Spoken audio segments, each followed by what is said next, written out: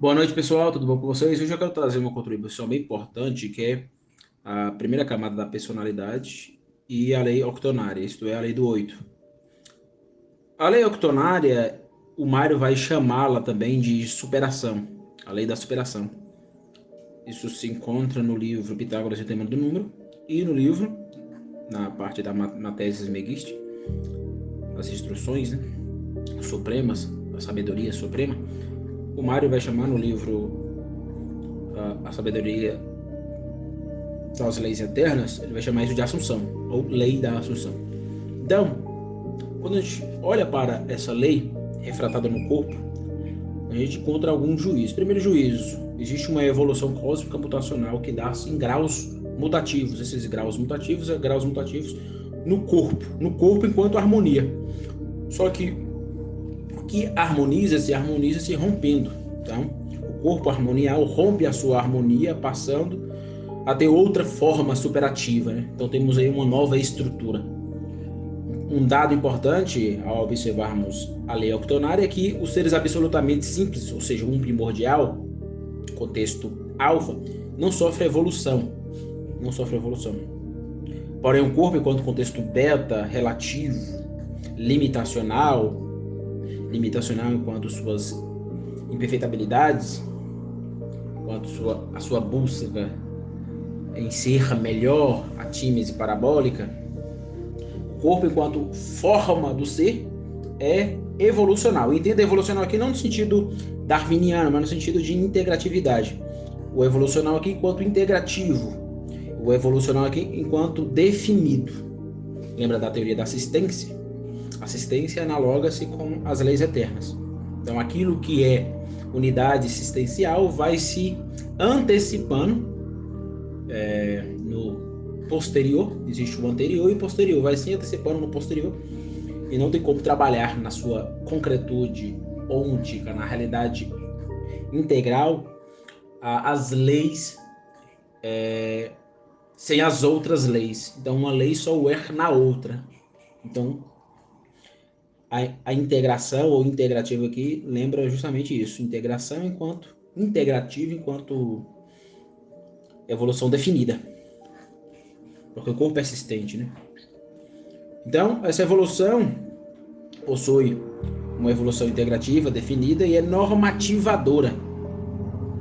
Então, uma evolução normativa, uma evolução integrativa, uma evolução definida. Então, se há uma harmonia evolucional cósmica mutacional no corpo, e o corpo é forma do ser, o corpo também é rompimento de sua harmonia. No contexto beta, claro. Então, no contexto beta, o corpo rompe a sua harmonia. Por isso que o ser do corpo camadal se corrompe. E não entenda que o termo corromper no sentido pejorativo que a gente usa no ordinário brasileiro. Romper aqui no sentido de há uma harmonia e há uma desarmonia. Não tem como harmonizar algo sem a antinomia, sem o seu contrário. Então, o ser do corpo camadal se corrompe. Então, o corpo ele estrutura-se em novas existências, ou seja, essas existências possuem aí o aritmos tonos, ou seja, possui aí as suas tensões, daí vem a teoria geral das tensões, né? E essas tensões ela vai do exterior ao interior, ou seja, aquilo que é existente, aquilo que assume forma fora. Aí eu poderia citar aqui a teoria do acatamento, né? Ela é um princípio onde vai se assumindo novas estruturas enquanto forma fora, porém de modo antinômico, de modo gradual, de modo tensionário. Os tônus, aritmos tônus. E essas tensões na morfê do corpo, na forma fora, na morfê fora, ela tende ao homogêneo, a gente racionaliza, né? Por isso que o Mário diz que ao analisar enquanto sujeito o não eu, ou seja, o objeto, nós usamos a razão e a gente tende a homogeneizar aquilo que é existente. E ao mesmo tempo, por meio da intuição, a gente heterogeniza aquilo que é existente. Então, existe essa dualidade. E a gente vai o tempo todo observando nessa racionalização e nessa intencionalidade, ou seja, razão e intuição, o focar desfocar, ou seja, o conhecer e desconhecer. Aí a gente observa o objeto nas suas virtualidades, atualidades, variantes e invariantes, como a gente sabe, já conhece, né? A década dialética. Então, quando a gente olha para a primeira camada da persona, o que fica claro é justamente isso. Essa tensão. O corpo é tensão. E é tensão enquanto existência, enquanto forma fora. Se é existência, é prefixado, é determinado. Se é existência, ou seja, existência, é essa assistência aí, dentro do acontecer cronotópico, forma fora. E essa forma fora possui graus de tensão. Exterior e interior. Ou seja, graus que tendem para dentro do corpo e graus que tendem para fora do corpo. As tensões habitam o sujeito. É por isso que Mário diz, nós somos sujeitos da crise. A crise faz parte ontologicamente do sujeito. O separar. E a crise, ela possui vários graus, desde dimensões naturais a dimensões culturais. Depois eu vou trazer aqui um insight que eu tive a partir da filosofia da crise, do Mário Ferreira Santos, coadunando aí com o Doiver, porque o Doiver tem uma fenomenologia das modalidades ontológicas, e eu aplico o sistema de crises nessa ontologia do Doiver e percebo aí os tônus dessas modalidades fenomenológicas, ontológicas. Bem interessante essa aplicação que eu faço. Mas não vamos entrar nesse assunto agora, é assunto posterior. Então, quando a gente olha para a existência quanto seus graus de tensão exterior e interior, externo e interno, intendere e extendere, nós vamos encontrar as novas harmonias e as novas formas que dá-se no corpo, enquanto o corpo jogado aí no tempo cósmico. Outro ponto importante é o tempo cósmico.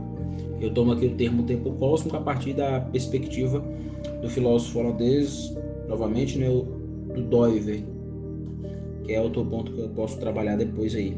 Que eu também faço uso e aplico o conceito de tempo cósmico nas leis eternas, nas categorias aristotélicas, na própria metafísica platônica. Aplico também no Plontino. Então, o tempo cósmico é um conceito bem importante.